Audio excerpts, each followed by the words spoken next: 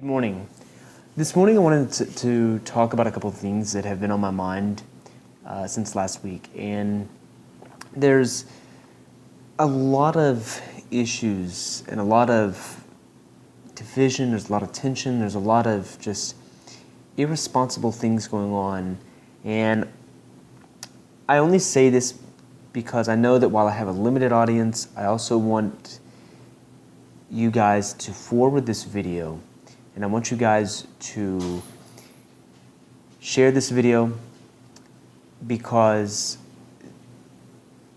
not enough people are spreading this message that I will present in this particular video. And that's the concern of a lot of the division and a lot of the animosity, a lot of the dissatisfaction that is continuously being spread here. And what I'm referring to is President-elect Trump's victory in the elections. Is whether or not you support Trump or President-elect Trump, whether or not you voted for him, whether or not you were satisfied with the elections or, greatly disappointed, is we as Americans, we have a duty now to support the President-elect. We have a duty to support the democratic process of election. Countries all over the world do not have this process of elections. And the continuous spread of division, the continuous spread of animosity and creating these tensions and these social tensions and these social differences does not help the current situation here in this country. It only fuels the division and it only inspires continuous hate, continuous prejudice, there's a continuous focus on the underlying issues that continue to define us as people. And while these issues, they need to be brought out and focused on, and they need to be brought out and examined and worked on, but not in the manner that it continues to be practiced. Us continuing to spread this churlish tactics is not acceptable. It's not mature. And one thing about it is we take a look at the process that occurred on Tuesday, and we take a look at the candidate that President-elect Trump was. This demonstrated the true democracy that exists in America. He was, and still is, a continuous outsider of the political arena. He was not supported or backed by the majority of his party. He's not part of the structured setup system that continues to dominate Washington. So for all intents and purposes, it truly showed that an outsider, that an individual who continues to express the voice of millions of Americans, and when that particular individual, being President-elect Trump, when you make your voice heard and when you seize the opportunities that are presented to you, then you get enough people rallying and you get enough people to support you, support your endeavors and aspirations, and vote for you, then this is exactly what the Founding Fathers had intended.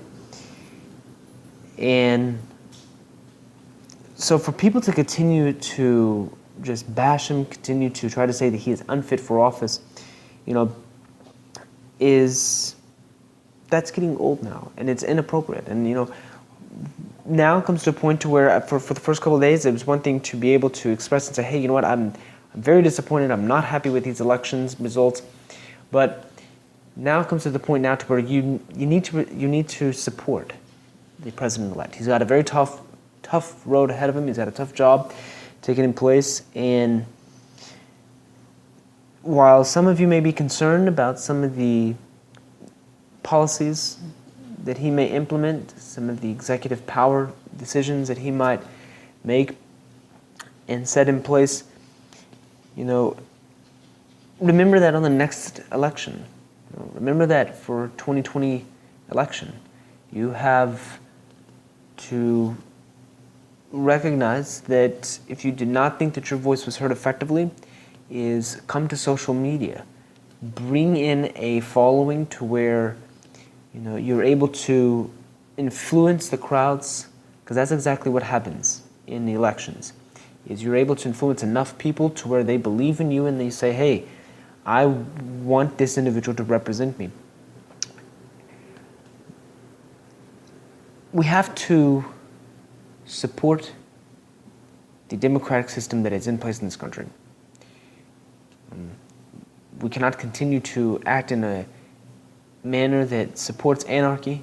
We can't, and that's exactly what's occurring. First off, you know, if people say, "Well, it's not anarchy," that's anarchy is exactly what is occurring. Continuous riots, continuous undisciplined responses, undisciplined demonstrations. You know, even inside of our schools, you know, as adults, our behavior is influencing kids in schools to justify their behavior. And this also is unacceptable.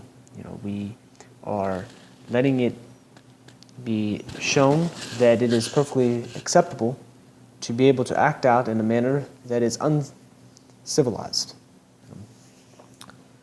And going to social media and giving these dissension-inspired postings, comments, you know, that is not what help bridges the differences and the gaps within our communities and within our country. And we have to come to the point where we have to say to ourselves, and we have to say that, you know, that I might not have voted for Trump, but I support the democratic system, I support the United States Constitution, and the United States Constitution, the rules laid out therein have supported his nomination, and it is based off of that as which he will fill the roles of the office of the president. If he is neglectful in his duties, and if he fails to carry out the duties of the office of the President of the United States, then that is a matter that can be taken up at that time. But in this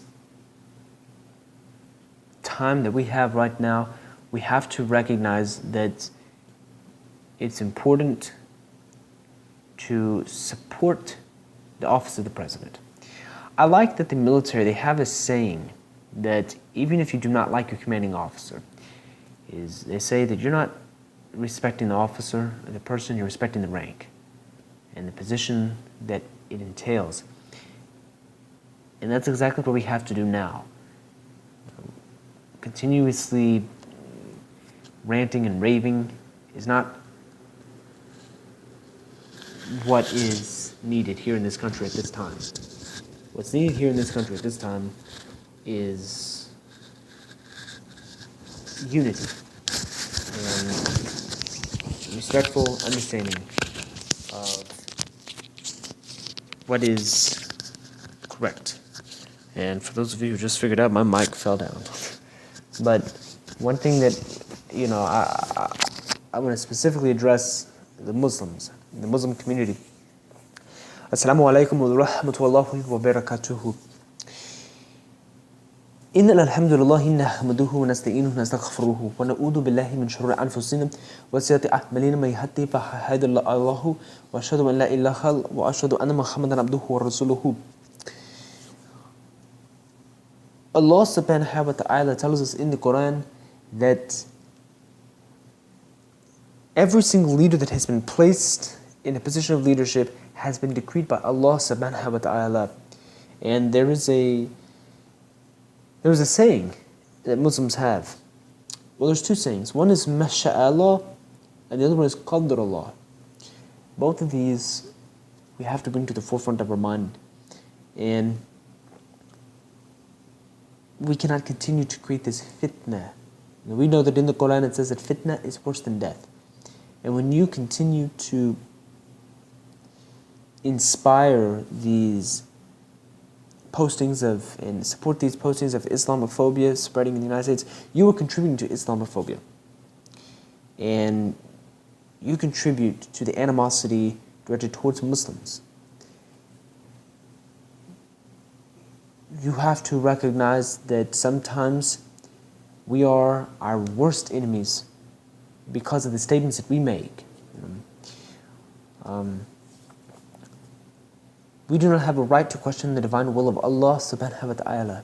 We do not have a right to go out and tell people, that President-elect Trump is going to do this and do that to the Muslim communities and to the Arab communities. That we know that Allahu a'lam, Allah knows best, and only Allah knows. So, with that, I stress very greatly now that as a community, it is most important that we pull together, we support our president, and we stop continuously giving, credibility to these people who only seek to bring out the differences within our communities and within one another, and differences within our own families.